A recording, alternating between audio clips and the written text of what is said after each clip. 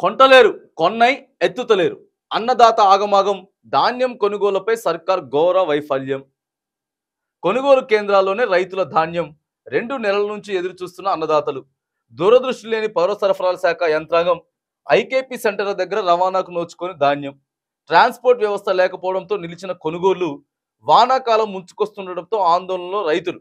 లారీలు సరిపడా లేక మిల్లులకు చేరని ధాన్యం. మరో పక్క తమ దగ్గర జాగా లేదని చేతులెత్తేసినటువంటి మిల్లర్లు.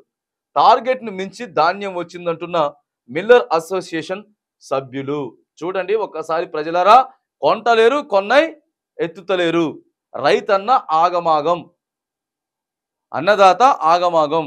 కానీ మన మహిళా మంత్రి సీతక్క గారు, పౌర సరఫరాల శాఖ మంత్రి ఉత్తమ్ కుమార్ రెడ్డి గారు, శ్రీధర్ బాబు గారు, తుమ్మల నాగేశ్వరరావు గారు, ముఖ్యమంత్రి రేవంత్ రెడ్డి గారు, వీళ్ళంతా కూడా మైకుల ముందుకొచ్చి హైదరాబాద్లో కానీ లేకపోతే ఇక వాళ్ళు ఏడుంటే ఆడ క్షేత్రస్థాయిలో ఏం జరుగుతుంది కొనుగోలు కేంద్రాల దగ్గర అని చెప్పి పరిశీలించకుండా ప్రతి గింజను కొంటాం, తడిసిన గింజను కూడా మేము ఏ రేట్ అయితే మంచి ఓట్లకి ఏదైతే రేట్ ఇస్తా ఉన్నామో అదే రేట్ ఇస్తా ఉన్నాం, రైతుల్ని కాపాడుకోవడమే మా ప్రభుత్వం యొక్క ధ్యేయం అని చెప్తా ఉన్నారు. మరి ఒక్కసారి ఇటువైపు చూడండి అని చెప్పి మీరు చెప్తా ఉన్నాం.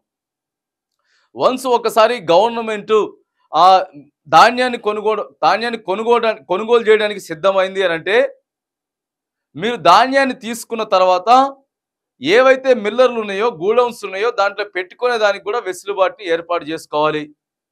దానికి తగ్గట్టు రవాణాను కూడా ఏర్పాటు చేసుకోవాలి. అసలుకే ఎప్పుడు వర్షం పడుతుందో అర్థం కానటువంటి పరిస్థితి, రైతన్నలను ఇబ్బంది పెట్టే పరిస్థితి జరుగుతూ ఉన్నది. మరి టోటల్ పౌర సరఫరాల శాఖ ఆ మంత్రి గారు చెప్తాడు కానీ చేసేది లేదు. హోల్ డిపార్ట్మెంట్ అక్కడ ఏం చేస్తుందని చెప్పి మేము అడుగుతా ఉన్నాం.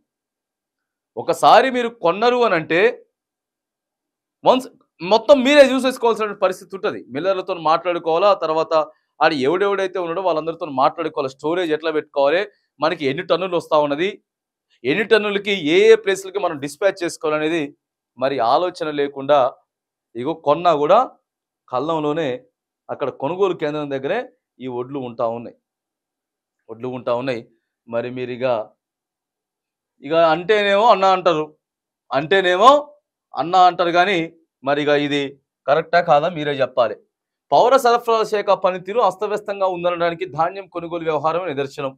ధాన్యం కొనడం లేదని రైతులు రోడ్డెక్కిన దృశ్యాలు. ఐకేపీ సెంటర్లో తడిసిన ధాన్యం, మొలకెత్తిన విత్తనాలు, ధాన్యం నింపి వదిలేసినటువంటి బస్తాలు, ఇవన్నీ కూడా ప్రభుత్వ నిర్వహణ లోపానికి సజీవ సాక్ష్యాలు. అసలు దీనికి మూల కారణం ఏంటో అని పరిశీలిస్తే ట్రాన్స్పోర్ట్ వ్యవహారం ఒక పెద్ద కారణంగా తెలుస్తా ఉన్నది.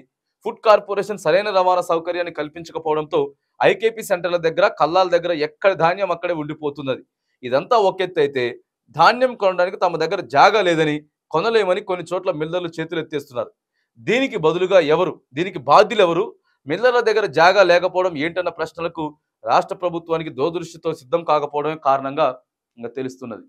చూడండి ఒకసారి, రవాణా ఇబ్బంది, కొనేటోళ్ళకి జాగా లేదని చెప్తా ఉన్నారు, మిల్లర్లేమో మా దగ్గర ఖాళీ లేదని చెప్తా ఉన్నారు. మరి మన దగ్గర ఎన్ని టన్నులు మన చేతికి వస్తుందో తెలుసు, ఎన్ని టన్నులు మనం డిస్పాచ్ చేసి ఎక్కడెక్కడ పెట్టుకోవాలనేది కూడా మరి ప్రణాళిక లోపం రాష్ట్ర ప్రభుత్వంలో కనిపిస్తూ ఉన్నది.